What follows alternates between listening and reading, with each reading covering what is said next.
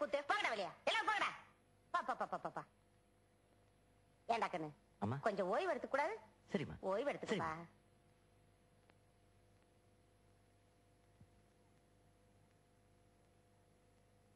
சிஷியா ஒரு பீடி கொடு. ஏய் சின்ன பசங்க பீடி குடிக்கூடாடா. அண்ணா நான் உன்னை விட 10 வயசு பெரியவன் தெரியுமா? ஒழுங்கா பீடி கொடு. இல்லன்னா விடுவேன். இந்தாங்க அண்ணா இந்தாங்க. Very good.